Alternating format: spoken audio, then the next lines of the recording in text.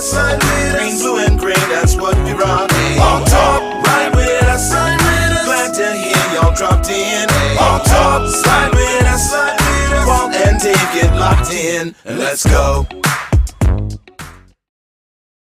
Hey, what's going on, guys? Dave DeRocher with Walter Thurman III. And Walt, hey, I don't know we've ever done this. What consecutive win deal are we coming in and talking about the Hawks? Because I think are we 7-1? No, 6-2 right now. Oh, 6-2. Are we 6-2? Oh, I thought we were 7. Oh, I'm sorry. We had to buy. We came off the buy. No, bro. Gosh darn it. I thought I was going to get us through a whole show without blaming my age and concussions. 7-1 is San Diego State. And so, oh, damn. And I was just at homecoming game. My best friend, Brett Fairness, threw the spear, led the team out. Nice. And big win for us. And doggone it if I didn't botch the show already. But hey, who'd you guys play? Wyoming. Okay. It's a win. Yeah. Hey, they're 4-4. It's a San win. Diego State is going to the Pac-10, Pac-12 next year. That's it. Yeah. There you go. Yeah. Well, so what it is, it's the Mountain West renamed the Pac-10. So it's like crazy. Yeah. It's not like we're lining up against SC, UCLA, and UW next year. So Cal Stanford might pop back in there. I think so. Yeah, I think they got nowhere to go. Nobody wants them. Yeah, they suck. They're in the ACC run right now, so that's a little tough. Yeah, Washington State will stick around. Oregon State will stick around because they also suck. Yeah. It'll be the Band-Aid pack, whatever. I don't know. But it's it's still, I guess, better than saying that the Mountain West. It's still gonna be competitive. Yeah. So hey, back to the Seahawks. It's still a big freaking win against Washington, and we had a really good time. Finally made it out to a watch party with us. Unfortunately, it was a Sunday night, so there wasn't a ton of people there, but we still had about 25, 30 people, and got to watch us beat up on Washington. Sad. That was a big road game. That was a big game. But to see what happened to Jaden, that kid, doggone. I mean, the injury's part of the game, but brutal ones like that. When you see something bend backwards that ain't supposed to bend backwards, that feeling you get inside because you've been through it. I mean, that was such a freak accident too, though, right? I mean, it's kind of a routine tackle. You kind of go out there to brace yourself and just get caught the wrong way, Yeah. A lot of Washington players have gone down that field, unfortunately. So hopefully it's a speedy recovery. At least it's a non-throwing arm. So I mean, non-throwing arm. If you're gonna look at anything that's a silver lining or positive out of that situation, at least it's not his throwing arm. It sucks having an injury and being out in that capacity in any event.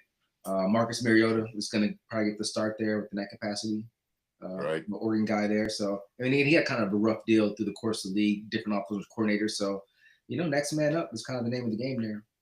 Always, and but back to another big victory, and across our division,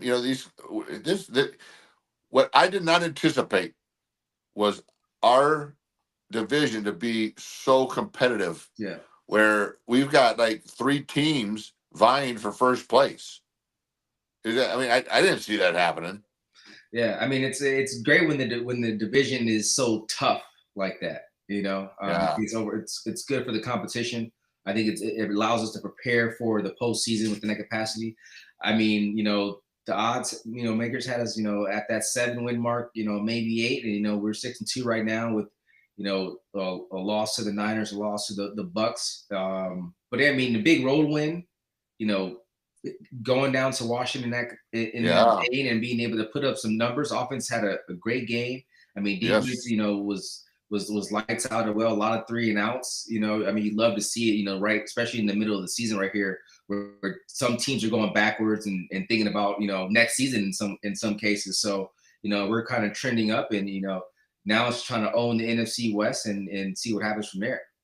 I'll tell you what, man, that defensive front is causing havoc. Yep. Every game, both stopping the run and on pass. You know, I mean, quarterbacks are running for their lives. I mean, you know, we got Jaden running all over the doggone place. Yeah. You know, we are doing such a great job up front, and then creating turnovers. And we've talked about this every week. We talked about this actually at the beginning of the season. We really expected big things from our defense, and it's happening. Yeah, troll out here thought I was wearing a Commander's jersey. You know, this is just the West Covina High School right here. High school just got fresh off the practice. We just happen to have maroon and gold as the colors. All right, hey, give them their props. So, hey, this Friday, actually, Anne Marie are coming out. We're gonna come check you guys out. Yeah. What's happening in West Covina? Oh, we got the first round of the playoffs this weekend. Yeah, playoffs. Yeah, that's right. Yeah, so you know, one game at a time. You know, it's one of those things where you got to focus about yourself and really fine tune some things. And you know, obviously they're going to bring their game plan, and it's going to be a tough competitive game. It's a home game for us, so we just can't, you know, hurt ourselves. That's kind of been like the name of the game, you know, through the course of the season, though, even finishing, you know, with 7-3. But it's like the games, you know, you get behind on penalties, you get behind on special teams, just ordinary plays that you're supposed to make. You're not making those. In playoffs, it's a game of inches, and that was kind of the point of emphasis today. Which again, every day on Sundays for these guys, for the Seahawks, you know, from here on out, you know, it's kind of that mentality of like, you know, holding each other accountable. Next guy steps up if someone goes down. I mean, we've kind of gone through the plethora of cornerbacks, you know, on the defense side of the ball. I know Leonard went down, you know, in the middle of that game there, so hopefully he's coming back within that space. So yeah, you know, see how it goes. Well, the good news is I think we have some depth at the defensive line. Yeah. You know, hey, so before we talk about our big signing, let's bring in somebody that might know a little bit about the receiving core. And our guest this week is Deon Butler coming in, former teammate. What's up, D? What's going on? Yeah, good to see you, man. Hey, good to see you too. Like I said, man, it's been a minute, y'all. It's good. Yeah. So it just so everybody knows, we had a conversation, especially when you bring in a receiver and you know your host is a DB that played together, you know, and practiced together and spent years together. And I'm thinking, oh shoot, I didn't even check with Walt to even make sure he even likes this guy. He goes, no, he's cool. So we had some good one-on-ones, man. There's some old practice footage back in there. Man, somewhere. Yeah, no, we have some good battles for sure. You know, one thing with Deon, though, you have to make sure your hammies are stretched. When man has some wheels. That was the name of the game, man. Speed. But yeah, no, that was a good time, man. Just when that room was starting that talent level in Seattle, when we had brought you guys, and I was there right before you, but when we brought you guys in, and that talent level on both sides was really starting to pick up and going after. Yeah, for sure. So who run down the list of your receiving core that you were on, D? What was that room? What did that room look like? So my first year was totally different than the second year, right? Because I was right before Coach Carroll. So my first year, I had T.J. Houshmandzadeh, Nate Burleson, Deion Branch, Ben Obamanu. That was, I think, going into the season. Then that next year, right, it got rid of basically all the veterans. Obo and myself stayed, drafted Golden Tate, brought back Mike Williams. Yeah.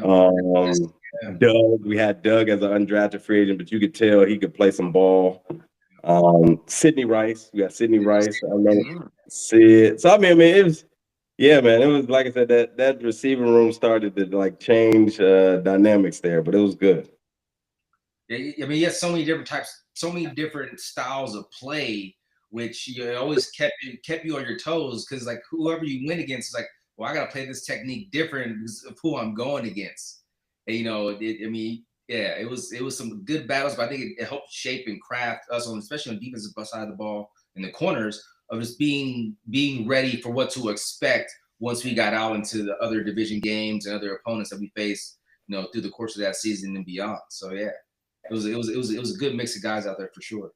Well, and that's the one thing that Walt's shared with us on the show. Of course, this is now our third season, D. But you know, he talked about that room and you know, Pete, you know, cutting some serious vets that for you know had years behind them and numbers behind them, but he's like, let's shake it up, let's shake it up and let's compete.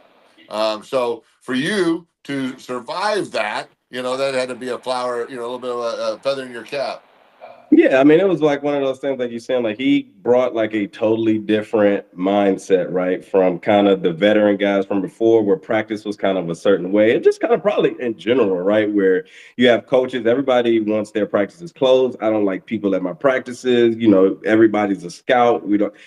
Everything was open, right? Well, everything was open.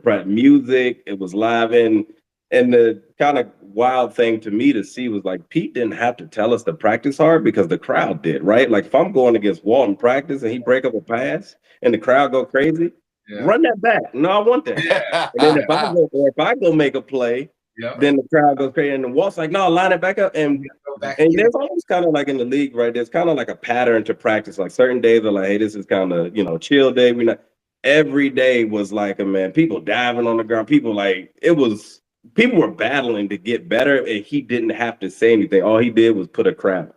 Honestly, that's all he did. Yeah. No, and a completely different dynamic, right? To your point. Yeah, absolutely different. One thing we talked about too, I had talked about was like, that was my rookie year, Pete coming in here. That was your second year.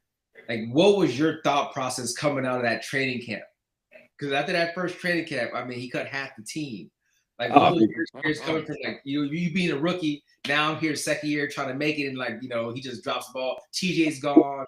Deon, Nate. Deon Branch is gone. Like, that was crazy. Yeah, no, I mean, to your point, right? You've got guys with years behind them, veteran guys that I had at the time, right? Like I'm the rookie, so they giving me the knowledge, and then it's like, all right, well, they going like, okay, well, what the heck now? And then, right, so obviously, even too, right, Pete had kind of come with that stigma, like USC is big receivers. I'm like, that's not me, bro. So I'm already sitting there like, all right. And then one of the first things we do, right, we're signing Sid, looking at Mike Williams. And I'm like, yo, here we go. Like, what are we doing? And then we draft Golden Tate. I'm like, yo, this is bonkers. Just last year, I was like, we had this whole like game plan for me and to grow me. And now I don't even know how long I'm gonna be here.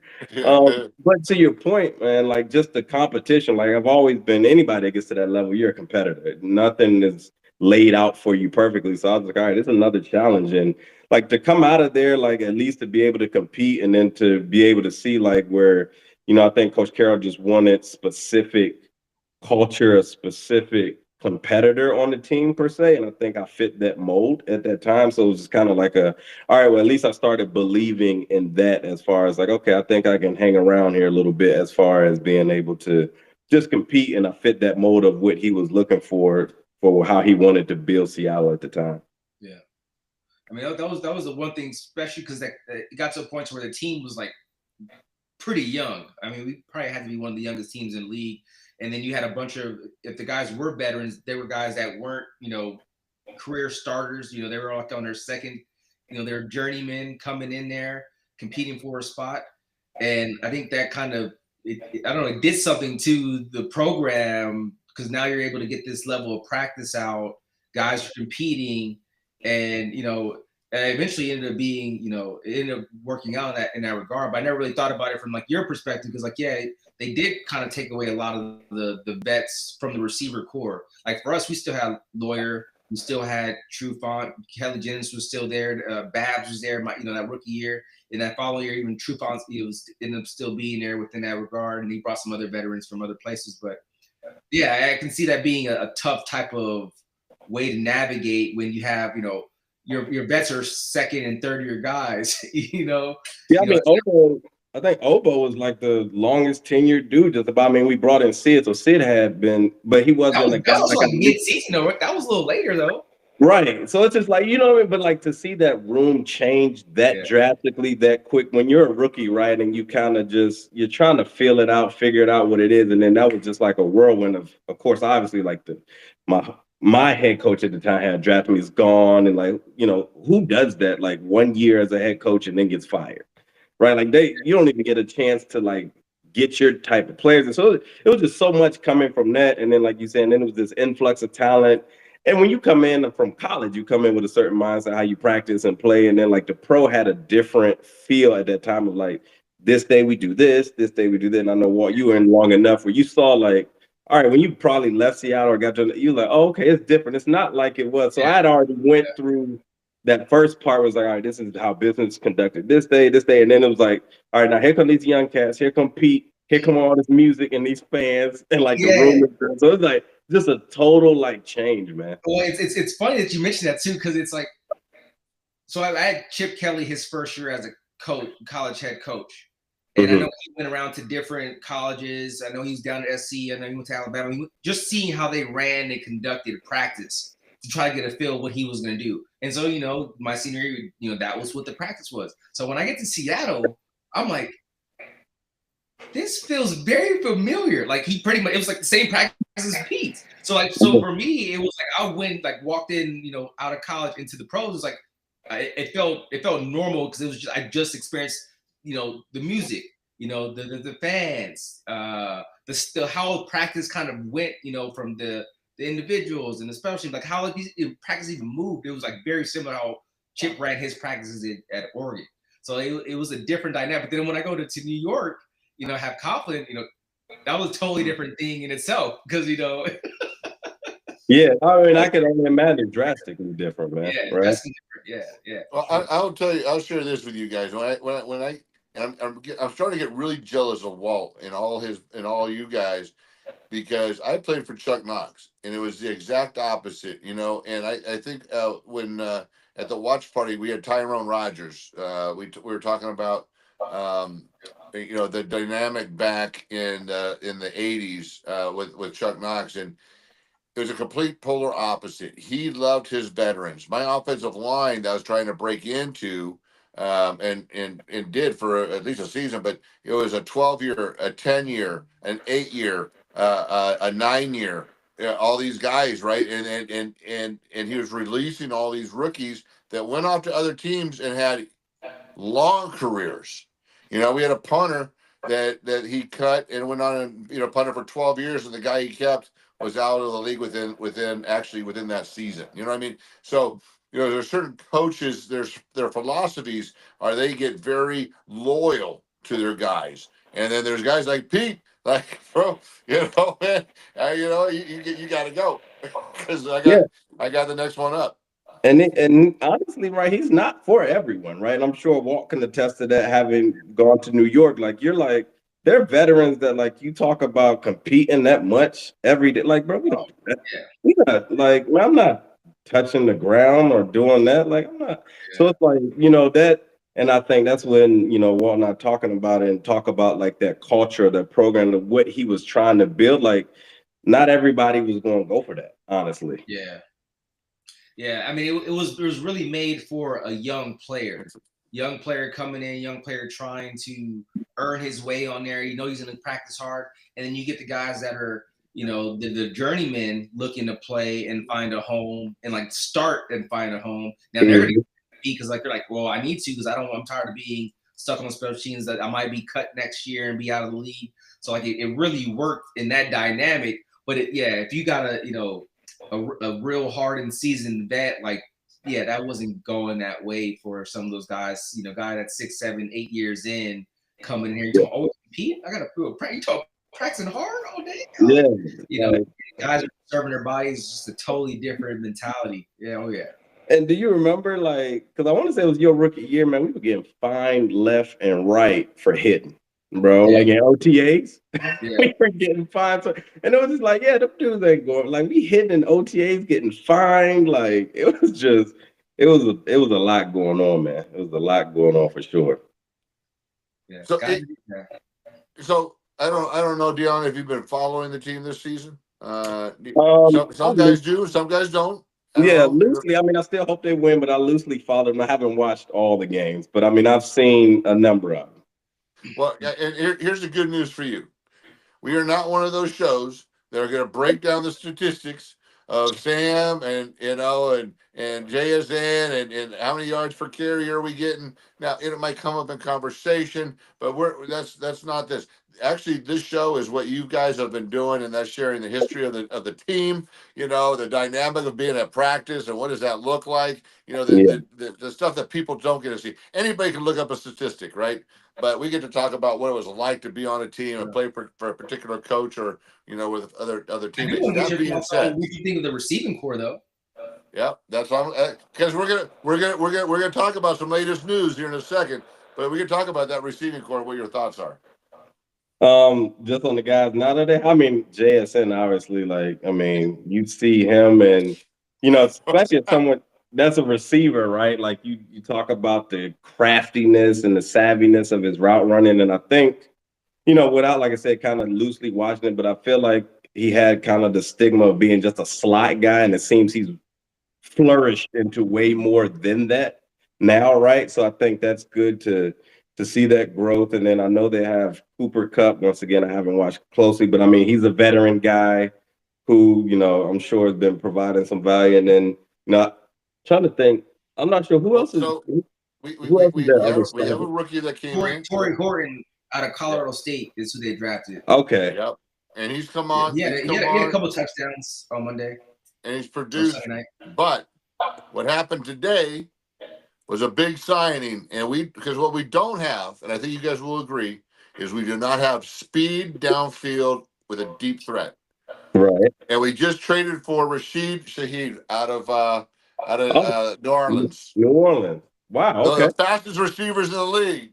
Oh, he's definitely a big. He's a big play guy. Okay, that's what's up. Do you know what they gave up? 4th and a 5th. Okay. Yeah. No, that's I think that's legit. Oh yeah. I mean, I always talk about needing chunk plays, right? I mean, as a guy that was a chunk play speed receiver, like that definitely changes the dynamic of an offense when you have someone who can take the top off at any second. Yeah. No, that's good. Hang on, I'm trying to find our 12. Hang on one second. Hey, come here. I hadn't realized they traded for him. When did that come in? That was today. Go to messenger. No. So it just happened. Yeah. Didn't even realize. Well, yeah, no, I mean, he should do some good things there, man. I mean, the offense seems like it's clicking. Oh yeah, they're doing some things right now. Sam's kind of back in that old form that we seen him last season, during this time. And I mean, the receiving core has been legit, and a good solid run game. I mean, they're not busting the doors down from a running back standpoint, but I mean, it's enough to where teams got to worry about that run game. And then when you got the receiving core that we do have, it puts a lot of stress on any defense, because that almost becomes like we got to worry about the pass first, then going through the run. So I mean, it's kind of a different complement to the team for sure. Nice. So, yeah, I didn't tell you this. So every week, of course, we have a former player. Thank you for joining us. And then we bring in a 12, just a random 12.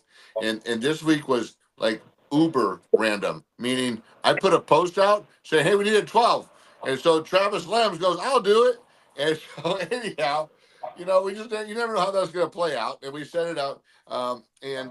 And my lovely fiance always tries to help me on the background, but I don't do a great job when I'm stressed out. So she's trying to find Travis to get him in, and then we always, not always, I shouldn't say always, because he's not on yet. And we have an odds maker, one of the top odds makers in the country, Rafael Sparza, who we talk about then next week's odds, over under. And I don't know if you're familiar with this, but the over under on wins for this year, for the second year, was 7.5. Really? Wow. I think that's right. That was a no-brainer, and Walt knows this. It was a 7.5 last year, and it was a no-brainer last year. And as soon as he said 7.5, I go, "That's a no-brainer." And the only way, D, that it would come in under that is if I bet it. So I didn't bet it. You just had that luck. Bro, that's like a lock, I mean, come on. I knew we were gonna get more than 7.5. So what do you got going on now, D? Man, so I'm in IT security. So I work for Cox Communications out here in Atlanta. That's where our headquarters is. I'm in a leadership position. So I got a team of 8 IT engineers. So Basically all just IT security, man, like firewalls, routers, all of that stuff, switches. So any type of Yeah. connectivity that, applications people are rolling out onto a network, it usually comes through my team. We've got 13 regional data centers that, that got all those devices in there. So if someone is, hey, we got a new app that does XYZ, it's got to come through us because we've got to put the routing into it. We've got to put in, the firewall rules to make sure it can get there. And then we've also got to tell people like, nah, you can't do that, bro. You Yeah. can't. Yeah. That's going to expose us to too much. You can't do that. How long have you been doing that? Because that's, I mean, that you've got to be busy because everything's Oh, coming. Everyone's attacking everybody, right? oh man. I mean, you talk about just, how many things are we connecting to the internet? Like your refrigerator connects to the internet now and can tell you certain things. So like those usually, so now you've got to protect that because yeah, it might seem irrelevant, but like all of that stuff holds data, whether it's your location or your address or so you get into all of those things where people like don't understand. Like the more you connect these devices, the more you kind of got to like really secure that and understand what information they can give out because they all connect to each other at some point usually, and it's like it'll usually be they break in somewhere way over here, but that way over here has access to all these other things. So now they have access to all these other things. So yeah, Well, the it's fridge, yeah, the fridge is connected. The fridge is connected to your phone, which is telling you what to buy at the store, right? And so now they got your phone number, and they got where you shop, and then they got, yeah, to your It's point, all right? Wi-Fi, so you got the Wi-Fi network. Yeah. I would say you can get your Wi-Fi. They're on your Wi-Fi. They can see what connected devices to your Wi-Fi. But it all depends on them. What protocols and security measures do you have to stop something that once it gets into your network, is it just have free access to everything, or you segment it and stuff? So to your point, it's busy in that way, and then especially in the field that I'm in, where it's critical infrastructure, right? Communications, telecom, right? You start to see that's when you start to deal with nation states where it's just like, hey, another nation state may say, hey, actually, we're going to do a war over here in the US. Don't get involved because if you do, actually, we'll cut off your whole 911 like circuit, right? I mean, we kind of saw a piece of it with the oil, right? They put the ransomware on oil. And what did that do? That literally caused gas prices to go up. Literally, everybody ran to the store, got everything off the shelf. So they see how when it's critical infrastructure like that, oil and stuff like that sends the whole economy into like crippling states as opposed to, hey, I just stole Walt's money. Like they want critical infrastructure, like, hey, actually, we're gonna shut down your whole light grid, your power grid, stuff like that. So that, to your point, is definitely very busy when you're in that critical infrastructure. And I know Walt's in that space, so you guys have a lot to talk about. Yeah, I Yeah, didn't it's more know. like a it's like, I take consultant, so I mean it's more working with vendors and third Yeah. party personnel. Like so, I'm in a channel, Okay. technology channel. Yeah, yeah. Nice. Yeah. No, that's right up my alley, man. Dealing with all the vendors. I go to all the conferences and things like that. But yeah, no, it's definitely a very, very busy field. It's a booming field because like I said, we just continue to connect things to the internet and it's been good to me though. And then obviously I get a chance to still speak about the sports and that transition from sports to this and be able to help like the next generation that has aspirations to be, whatever they're trying to be. But if they're playing a sport and trying to figure out how do I take a sport, which I know Walt and you will know too, Dave, like how do I take what I'm learning in sports? Because it doesn't seem like this Hmm. transfers at all. And it's like, oh man, there's so much that transfers, soft Yeah. skills and all these other things that, we can talk about Indeed. for days. Yeah. Indeed, I get an opportunity to speak to a lot of kids. I'm a director for a program called Ambassadors of Compassion, which is addressing the mental and emotional resiliency of our youth and how it's a diminished deal in the mental health crisis that they're facing. But we do it every Super Bowl. We go to events and I speak to high school students.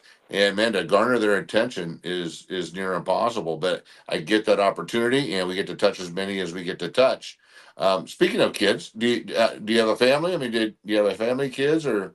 One young son, I waited, so I got a 2 year old. I'm running around with a little Oh, 2 year old now, man. He's about to be three actually. Xavier, he's about to be three at the end of this month, and actually, when Seattle comes out here, I plan to take him to the game. He's got onto the football train now. He's just loves football, loves Yeah. sports, and loves to be outside. So I'm at that age now where he just Nice. walking is not even a thing. He doesn't know how to walk. He runs everywhere he runs. Yeah, he's a boy, right? Yeah, That's what boys I do. love it, man. Zero It's to 100. just like a dad. It's kind of like one of those things. Like when he's doing little certain things, and I'm just like, "Hey, man, that was a good lateral move right there." Yeah. I like that. And like, you just a little proud father. Like, hey, man, good balance, good balance right there. Come on, D. He's just holding on by a thread. He's just trying to stand up. And I you're was like, hey, breaking it good down, balance. going, Hey, oh, look at that, man. That's a slide. That's hey, a. hey, lock your core in. Good job. Lock I your like core. it. I like that. That's like B. Sanders, man. Oh, man. He's going to be good. Man, I Hey, love it. No, it's hey, been guys. great. So, Pete threw up a message that Travis or 12 actually was able to find us to get in. I think. Is that true? It is true. There he is. Hey, what's up, guys? Hey, what's going on? Travis Labs Yeah, is how's it in. going? Good, good. Good to see you guys. What's going on, man? So, hey, What's Travis, good? where you at? We're okay. Um, So, I already told the guys, just so you know, I already told yeah, the guys. I just threw this on Facebook, and Travis yeah, goes, "I'm in." All right, so yeah, now you're in. yeah. I'm from Redmond, Washington. Okay, Oh, there you go. nice. Oh, all right. Yeah, yeah, So then you've got to be you've been a 12 for a minute then, yeah, yeah, like since birth. yeah. Um, yeah. Uh, I love you guys, Walter Thurman and Deon. Yeah, it was happy to watch you guys play, man. Yeah, I appreciate All that, right. man. Appreciate that, man. Appreciate that. Yeah, I'm glad to have you on here, man. yeah. Thank you, man. Yeah, So are the family all 12s or yeah, all the family is. Yeah, all right? yeah. So you've got the floor. You came in. You answered the call. You're open to asking any questions of the guys. You can share like your favorite Seahawks story. Like, have you been to any games? I've been there like preseason mostly. All right, all right. Yeah, yeah. And how old are you? What's your favorite Seahawk moment outside of the Super Bowl? Outside of the Super That's a Bowl. good question, bro. Let's gotta go with the Sherman tip Oh, okay, okay. against the Niners. In the Yeah, NFC Championship game. Yeah, okay. yeah. And then also the walk off with Jermaine Curse against Packers. Yep. That was crazy. Solid. Little offense, little defense. Okay, I like it. That's solid right there. So what do you think of the team this year? Yeah, look, impressive. I just gotta keep going. Yeah, looking awesome right now. So yeah. All right. So what's your favorite? What's your favorite part of the team? D line, D backs, defense, offense. Sam, give us some insight. What's your favorite part of the team moving forward? Yeah, that was really good. I said the O line or the Sam Darnold killing it, and then Yeah. the D line just monsters. They're Yeah. awesome. Yeah. Wait. You said O line. I heard you say O line. He got circle back Yeah, Travis but to kept I that pedal because meant offense. I'm an O lineman. And I'm then an O Jay's gonna lineman. kill him. So Yeah, yeah, no. yeah, But I will tell you this: yeah, Freudian slip or not, Travis. Nobody has even slipped O line for 10 years. Because yeah, when you ask a Seahawks fan, what's your favorite part of the team? I would yeah, assure you that aside maybe from a kicker or something, that O line is like the least favorite because we have really struggled. yeah. But That's true. Yeah, yeah, yeah, That's true. but this year we're doing. This year's better. yeah, Need the trenches. You gotta have the trenches. yeah. So where you at? Where you at, Travis? Are you in a bar right now? No, I just have a house about to leave though. Oh, where you going? Gonna get some dinner. y'all Yeah, told him up for dinner. He's hungry. yeah. Wait, what time is it? Is it dinner? It's Taco Tuesday. You get some tacos? I might get some mahi tacos. Oh, there you go. Yeah, there you go. Fish tacos action. All right, so guys, this week coming up, it's Cardinals Yeah. Part 2. Cardinals Part 2. And Travis, I don't know if you know, but we do a huge event in Arizona. So about a month ago, we were in Arizona. We did a takeover with Earl Thomas, Marcus Trufant, Ben Obamanu, Roy Lewis. We were all there, and it was like Seattle in Arizona. And we handled business. It was a little scarier than it should have been because we were winning the whole game, and then doggone it if we didn't do like some Seattle stuff and made it close. But all right, guys. Hey, Travis, we'll go one guy at a time. Give us your thought on the Arizona game coming up. What do you think, bud? Yeah. It happens to be my birthday too. Oh, nice. I'm going. Yeah. Happy birthday. Point. Uh-oh. And then we're losing you, Travis. And then it'll be like 30. Oh. Where were you before? Because the reception was good. Oh, you walked outside. Yeah, I walked outside. Yeah, go back inside. Getting close to that car. You gotta go back inside. You gotta be on the show. You gotta go back inside. There you go. Gotcha. See? Yeah, so I think like 37, 17 Seahawks. Wow, you're predicting. So based on what? I was thinking the defense gonna get it to Jacoby Brissett, and then get a couple turnovers, and get my boys doing a turnover. I tell you, Jacoby didn't look too bad against Dallas, so. Yeah. But that Dallas defense is. I'm about to say Dallas defense bars. I might be able to get a job out there still. I don't know. I saw. Paul's making a comeback. Listen, the way he hit old buddy with that slant on the goal line, good. Yeah. All right. Hey, Walt, so coming up, what are your thoughts against the Cardinals coming up? Yeah, to your point. I mean, it's a conference game, you know. I mean, like you said, Jacoby looked good. I mean, they put up 27. They put up 27 points. I mean, they still have a solid offense. Defense can wake up any moment, but it's a league. It's it's a conference game, so anything can happen in those capacities. But they're going to want to get back. They're not too far out of the conference per se, but. I think we're playing at home. We haven't played too well at home, so that's the only thing that's like the only thing, which is like, and it should be such a home field advantage, and now it's kind of one of those like, we lost twice at home, our two losses came at home with the Niners and with the Bucks there. So I think it's different. I think it's a different team now since those last two losses. So I think come out with the victory though. So now this last game against Dallas was in Dallas, right? Yeah, it was in Dallas. Yeah, so Monday night away game, they've got to come home and then they're going away again, right? Yeah. Yeah, and Deon, tell me what that's like, man. Playing a Monday night game away, get home, and then have to short week and then travel again.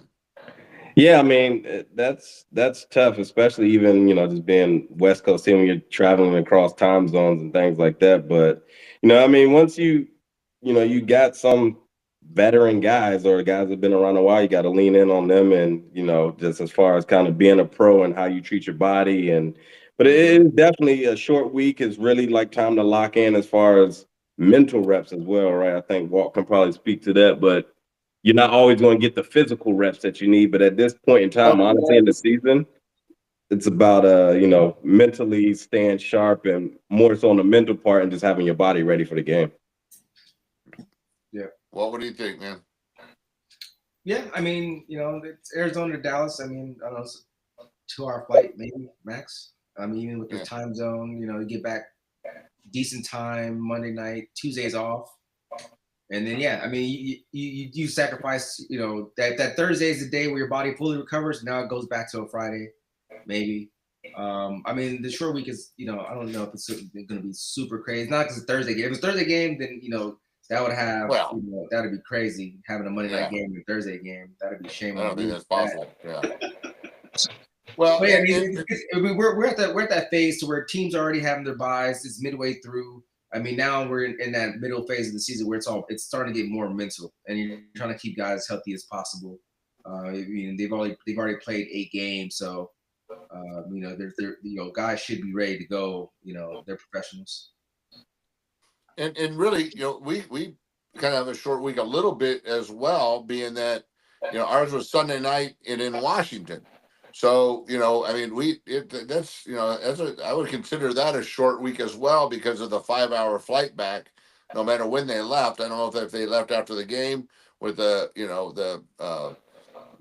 overnight flight, but it's not like they're picking up a whole lot of time over the Cardinals.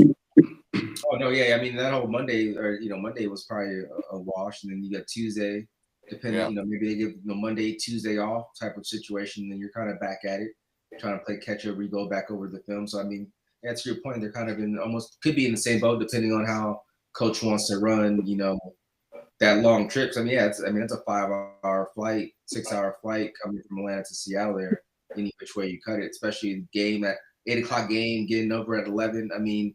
What time you're getting in there at 3:00 in the morning. So, back when you traveled with the team, I mean, you guys were pretty much in the same era, but what was that like? Because a lot of people don't understand the demands of the flight, the curfew, just because I didn't play in Thursday night games. We didn't have that back in the day, right? There was Sunday games and Monday games, and that was it. Yeah. So with the Thursday thing and the short weeks and that kind of deal, what kind of demand was that on you guys? I mean, it's definitely a different type of demand, and I think we touched on it earlier when we talk about really locking in mentally, because you're losing some of those physical rep days and things like that. You really gotta be regimented on, okay, how are we. When we get back, we're going to do this. You got to do your recovery. Then you got to get into your book and be ready. But like everything is so regimented, you've got to really be locked in on that schedule because you don't have a ton of time to, rehab into the next game when it's a, early week game like that or some travel. You got to work in. Do you get some extra study in on the plane, or is that a rehab time on the plane, or is it a little bit of both? But like that plane ride becomes something in itself as well, as far as like using it as recovery and study and things like that. So it's definitely a demand on just the amount of like how on point you have to stay to your schedule and things like that. Yeah. So let me tell you, our flight home from any game. It was the old linemen were standing in the back, and we had a plane from oh gosh, what's the airlines out of Seattle? Alaska.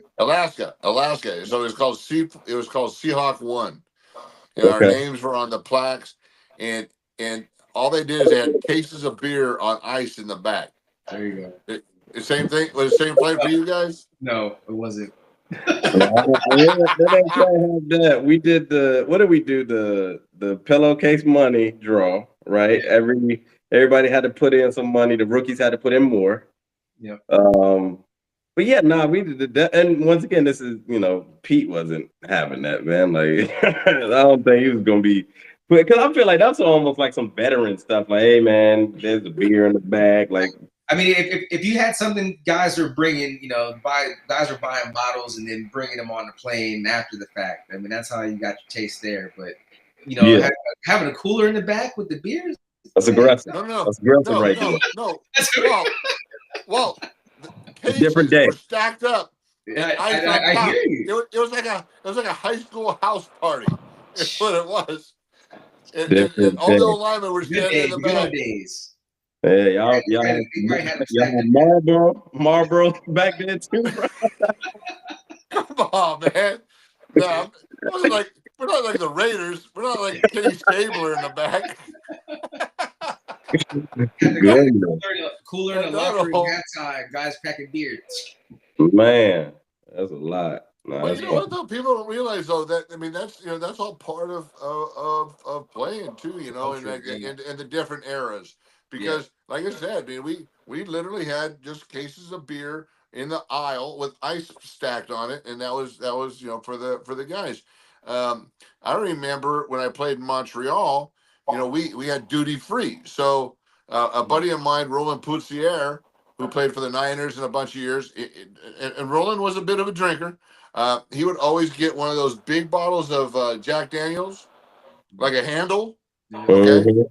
at the duty free, because anytime we leave Montreal, it's duty free.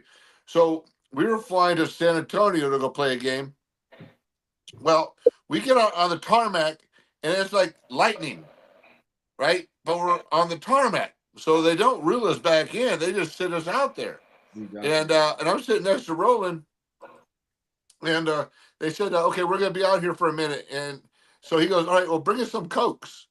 And so he and I break into that handle. Well, we were on that doggone tarmac for like an hour and a half, and then the flight from Canada to San Antonio. So, anyways, when the plane took off, yeah, when the plane took off, all you heard was all our Coke cans roll down the aisle. It was click, click, click, click, click, click, click, click. Lawless. All the This way is a down. lawless era, man. This is Yeah. lawless. We landed in San Antonio, and he and I could barely walk off the plane because we finished that doggone handle on it. I can only imagine, and then going up in the air like that already, man. That's hilarious. Yeah. I love it though. I love it. That's a whole nother era. Yeah. Anyways, another reason I should have played for Pete. He kept me out of trouble. Yeah, this man, yeah, Pete definitely took precautions in the beginning. I don't know how it was when I left, but I remember. So what it would have been your rookie year, Walt. Remember in Atlanta when we went to Atlanta, he had us way out the way. Way outside of town. Bro, we was way outside of Atlanta where the fact that like even to get, and I don't even know if Uber was a thing. I don't think Uber was a thing then yet, but it was like even to get a taxi to try to get back into the city of Atlanta was just like, bro, that you gonna miss team dinner by then. Yeah, we were like 40 minutes out. 45 Yeah, minutes. he had us in, I think I want to say Stone Mountain. So like we were at the resort on Stone Mountain. And it was just like he knew better. And then like, yeah, like he knew better than to have the cats that were from Atlanta that were on the team. It was like, yeah, this is like probably the worst people to have that be from Atlanta because it'll be like they're gonna be the ones that get you you going.